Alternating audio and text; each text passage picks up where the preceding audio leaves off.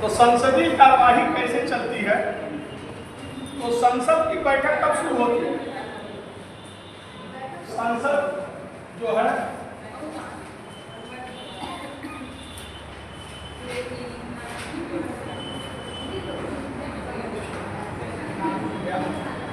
संसद की जो बैठक होती है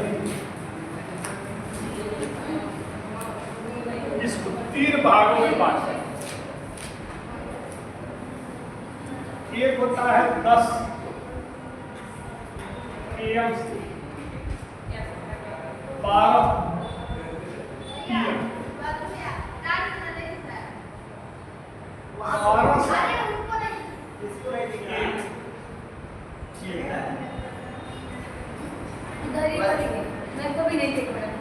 आप खड़े हो जाइए, जिनको जिनको नहीं दिख रहा खड़े हो जाए।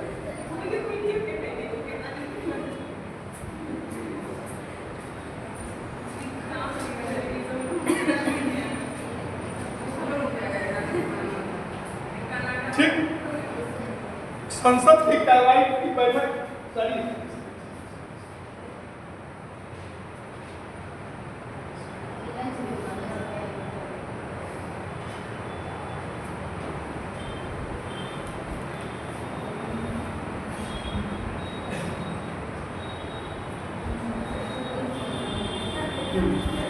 11 AM से 1 PM तक,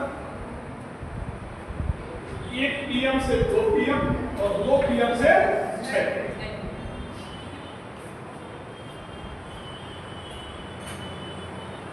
11 से 12 में प्रश्नकाल और शून्यकाल।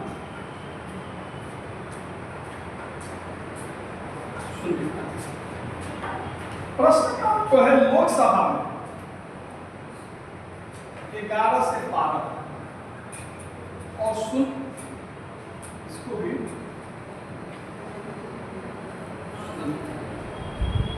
0 आवर, क्वेश्चन आवर 0 आवर। एक लोकसभा और राज्यसभा में प्रश्नकाल और शून्यकाल अलग है। पहले क्या था? एक ही टाइम था। पहला 1 घंटे का काल होता था प्रश्नकाल और दूसरा 1 घंटे का काल होता था शून्यकाल।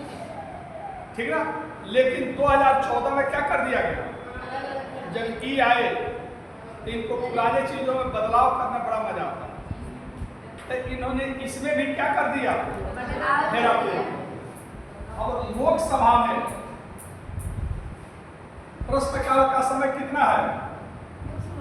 11 से 12, 11 से 12 और राज्यसभा में 12 से 1। इस प्रश्नकाल को लोकसभा का अलग है, राज्यसभा का अलग है। लोकसभा में 11 से 12 प्रश्नकाल है और राज्यसभा में 12 से 1 प्रश्नकाल। और शून्यकाल जो है वह लोकसभा में 12 से 1 है और राज्यसभा में 11 से 12।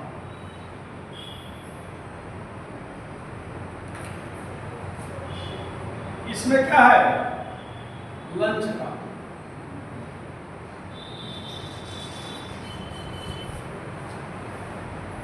और 2 से 6 संकल्प या प्रस्ताव, 2 संकल्प। ये टाइमिंग सुबह 11 बजे संसद के सदस्य सदन में उपस्थित हो जाते हैं, लोकसभा में और राज्यसभा में। अगर किसी को शपथ लेना होता है तो सबसे पहले काम ये होता है कि उस मेंबर को शपथ लेना। मान लीजिए कोई लोकसभा का नया या राज्यसभा का नया सदस्य चुनकर आया या किसी कारण से एक साथ उसका शपथ नहीं हुआ, तो सदन का तब तक सदस्य कोई नहीं माना जाता है जब तक उसका शपथ न ले पद। तो शपथ जो होता है तो अगर एक प्रश्नकाल शून्यकाल तो सामान्य समय के लिए, लेकिन शुरुआत होती है अगर कोई सदस्य नया नया चुन कर आया तो सबसे पहले उस नए सदस्य का क्या होता है? किसी सदस्य की डेथ हुई, चाहे पुराने सदन के सदस्य हो चाहे वर्तमान, अगर ऐसा कुछ हुआ है तो जैसे ही सदन का शुरुआत होगा तो किसी की मृत्यु हुई होती है तो पहले उसकी क्या की जाती है, श्रद्धांजलि दी जाती है, उसके बाद सदन की कार्रवाई शुरू। अगर शपथ दिलाना होता है तो पहले शपथ दिलाई जाती है, अगर किसी की डेथ हुई होती है तो उसकी श्रद्धांजलि दी जाती है, नहीं तो ये प्रश्नकाल होता है, ये शून्यकाल होता है। बाद 1 से 2 लंच टाइम होता है। इसमें सदन में क्या होता है, संसद में कैंटीन है। पहले कैंटीन क्या होता था, सब्सिडी दी जाती। ये जो सांसद सदस्य हैं ये सस्ते में क्या करते थे, जम करके नाश्ता करते थे। अगर 100 रुपया नाश्ता में पे करते थे तो उसकी कीमत करीब 250 रुपये। ये बेचारे बड़े गरीब होते हैं सर ना, नहीं, एक संसद सदस्य बेचारे समाज सेवा करते हैं, सब कोई रोजगार तो करते नहीं है, इसलिए गरीबी का जीवन यापन करते हैं। इसलिए उनको सब्सिडी में सरकार क्या करती थी, लंच कराती थी, भोजन कराती थी। नहीं देखते हैं कितना गरीबी से रहते हैं सब। फॉर्चूनर से एक अकेला फॉर्चूनर थोड़े होता है, फॉर्चूनर के काफिले से चलते हैं। एक अकेला चलते सांसद तो फिर तो उसकी लुटिया डूब जाएगी। नहीं तो इन्होंने कहा ये सब्सिडी खत्म करो, ये सब लूट लूट कर मोटे हो गए सब, इन सबको सब्सिडी चाहिए। आम जनता का पैसा सब्सिडी पर खर्च की जाती है।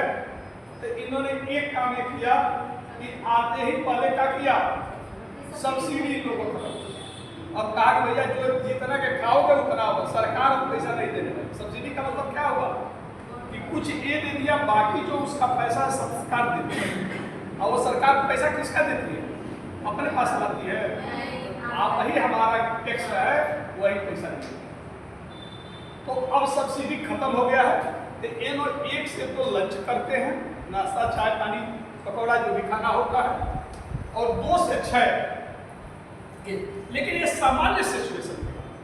अगर लोकसभा का अध्यक्ष या राज्यसभा का सभापति चाहे तो इस समय में हेराफेरी कर सकता है। या ये जो 6 बजे की है, हमारे यूपी में 24 घंटा लगातार सदन चला। संविधान दिवस के अवसर पर नॉन स्टॉप कंटिन्यूस संसद विधानसभा, जो लोग संसद का होता वही राज्यों में विधानमंडल की स्थिति होती है। तो हमारे यहाँ 24 घंटे कंटिन्यू संविधान दिवस की 50वीं वर्षगांठ जोगी बाबा के काल में 24 घंटे का सदन की कार्रवाई लगातार चली, ठीक ना। तो रिकॉर्ड बनाएगा।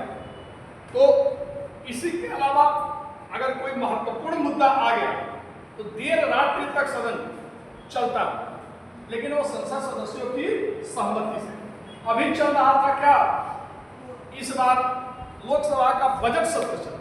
बजट सत्र में पढ़ाया हूं कि बजट सत्र 2 बार में शुरू होता है। पहले आता है एक अनुमानित बजट और समीक्षा, वित्त मंत्री प्रस्तुत करते हैं। वित्त मंत्री जब बजट सत्र शुरू होता है तो बजट सत्र में क्या होता है, एक वार्षिक जो बजट है वो क्या है, एक तरह से अनुमानित आय व्यय का ब्यौरा, एग्जैक्ट नहीं है, अनुमानित। तो वित्त मंत्री बजट पेश कर देता है, कुछ दिन के लिए सदन को फिर स्थगित कर दिया, फिर सदन दूसरी बैठक चलती। सबसे लंबा समय तक कौन सत्र चलता है, बजट सत्र 4 महीने का होता है। इसी बीच में टाइमिंग भी कुछ समय के लिए छुट्टी दी जाती है। विभागीय समितियां, हर विभाग 24 विभागीय समितियां अपने देश में हैं। तो ये जो विभागीय समितियां होती हैं, हर विभाग का जो बजट में विवरण दी गई उस पर विचार करती है कि ये बजट में अनुमान सही है गलत है क्या है, इसके बारे में विभागीय समितियां अपना विवरण दें। उसके लिए 15-20 दिन का बजट सत्र में क्या कर दिया जाता है, छुट्टी दी जाती है। अब बजट सत्र का दूसरा बैठक, दूसरा चरण शुरू हुआ, तब तक विपक्ष ने क्या ला दिया था? ओम बिरला जी के खिलाफ अविश्वास प्रस्ताव। वह पहले ही बजट सत्र में ला चुके, लिहाजा ओम बिरला ने उस अविश्वास प्रस्ताव को क्या किया? स्वीकार कर दिया, इसको कार्यवाही में दर्ज। और हमारे यहाँ जब लोकसभा में अध्यक्ष को हटाने के लिए या उपाध्यक्ष को हटाने के लिए जब सदन की कार्रवाई होती है तो उसकी अध्यक्षता अध्यक्ष नहीं करता, कोई दूसरा करता। तो इन्होंने कहा कि भाई हमारे ही खिलाफ कार्रवाई चल रही, लिहाजा हम सदन का क्या कर रहे हैं, जब तक ये प्रस्ताव लंबित है तब तक सदन की हम अध्यक्षता नहीं कर सकते, क्योंकि हमारे ऊपर प्रश्न चिन्ह उठाया गया है और उन्होंने सदन में आने से मना। सत्र शुरू हुआ, पहला दिन क्या हुआ? बजट सत्र पर अविश्वास प्रस्ताव पर चर्चा करना, लेकिन विपक्ष का कहना आज अविश्वास प्रस्ताव पर चर्चा नहीं होगी। क्या होगी? अब तो इस समय विश्व में युद्ध छिड़ा हुआ, ऊर्जा संकट, हम पहले इसकी चर्चा करें, तब हम अविश्वास बाद में देखें। अरे भैया, आपके लाने के कारण अध्यक्ष जो है वह एक नैतिक उच्च मापदंड स्थापित करते हुए सदन की कार्रवाई में भाग लेने से मना कर चुका, और आप ही ने प्रस्ताव लाया। अकबर की चर्चा आज नहीं होगी, मतलब आप उस प्रस्ताव के प्रति कितने गंभीर हैं। जब आप उसको हटाने के प्रस्ताव का सिग्नेचर किए तो आपको ध्यान नहीं था, एक दिन इसी में चला गया। और कोई भी सदन में चर्चा होती है तो पहले अध्यक्ष से क्या किया जाता है? अनुमति। सदन में आप अपनी मर्जी से कुछ भी नहीं कर सकते, वो सब एक बनाई हुई परंपरा है, उसी के तहत। लेकिन अचानक विपक्ष बोला कहना अभी कब हटाओगे, वो कार्रवाई में रखा है कि अविश्वास प्रस्ताव पर चर्चा हो, इन्होंने कहा उठाना ही किया, अब हम इस पर चर्चा करें। पहला दिन बजट इसी पर क्या हो गया? खत्म। दूसरे दिन आया तब कहना आज हम चर्चा करें, और 2 दिन चर्चा, तब हुआ कि अब मतदान किया जाए, तो कहा मतदान नहीं करें। मतलब आपने 3 दिन देश का बर्बाद। ये पैसा आपका नहीं है, ये पैसा जनता का, और आपके लिए जनता के पैसे का एक दिन की सदन की कार्रवाई चलती है तो कई करोड़ रुपया खर्च हो, और आपने उतना पैसा देश का क्या कर दिया? बर्बाद। अगर आपको चर्चा नहीं कराना था तो प्रस्ताव नहीं लाना चाहिए था। जब प्रस्ताव लाए, हस्ताक्षर किए, चर्चा करानी चाहिए। चर्चा जब हुआ तो मतदान करना चाहिए, निर्णय तो पता चले देश को कि उसका मतलब क्या हुआ, कितने लोग अध्यक्ष के पक्ष में, कितने लोग अध्यक्ष के खिलाफ है। आपने मतदान नहीं करने दिया, ठीक ना? तो इस तरह कोई भी कार्रवाई होती है तो वह क्या होता है? पहले से ही कार्रवाई सुनिश्चित होती है, कौन सदस्य प्रश्न पूछेगा, क्या प्रश्न पूछेगा। बिना किसी योजना के सदन नहीं चलता। किस व्यक्ति को कितने देर तक बोलना, इसका भी पहले से ही क्या होता है? सुनिश्चित। क्या प्रश्न करेगा ये भी अध्यक्ष को पता।